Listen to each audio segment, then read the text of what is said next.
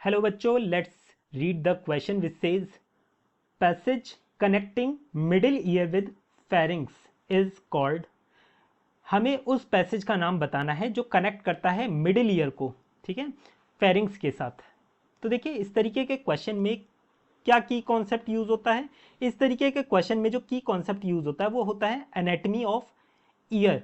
Basically आप लोगों को डायग्राम पता होना चाहिए, एनाटमी ऑफ ईयर अच्छे से आनी चाहिए, तब आप इस क्वेश्चन का आंसर आसानी से कर सकते हैं। देखिए जब हम ईयर की बात करते हैं तो ईयर को हम तीन पार्ट्स में डिवाइड कर सकते हैं। एक तो होता है एक्सटर्नल ईयर, एक होता है मिडिल ईयर और एक होता है इंटरनल ईयर, ठीक है। यहां पर जो मिडिल ईयर है ये देखिए डायग्राम में कहां दे रखा है, ये दे रखा है जिसे मैंने हाईलाइट करा है, ठीक है। इस मिडिल ईयर में क्या चीज आती हैं, इस मिडिल ईयर के अंदर आते हैं ईयर ऑसिकल्स, ठीक है।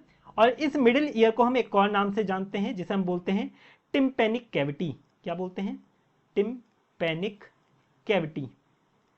अब यही कैविटी जुड़ी रहती है किससे? यूस्टेकियन ट्यूब से, यूस्टेकियन ट्यूब से जुड़ी होती है। ये यूस्टेकियन ट्यूब करती क्या है, ये मिडिल ईयर या फिर टिम्पैनिक कैविटी जिसे हम कहते हैं उसे कनेक्ट करती है किसके साथ?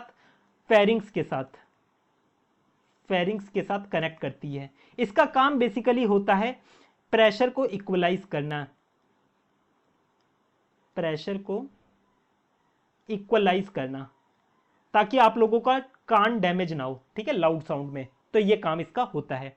तो यहां से हम कह सकते हैं हमारा आंसर क्या होगा, ये कॉक्लियर कैनाल तो है नहीं जो कनेक्ट कर रही है, वेस्टिब्यूलर कैनाल भी नहीं है, टिम्पैनिक कैनाल भी नहीं है, ये है यूस्टेकियन कैनाल। ऑप्शन 4 इसका करेक्ट आंसर है।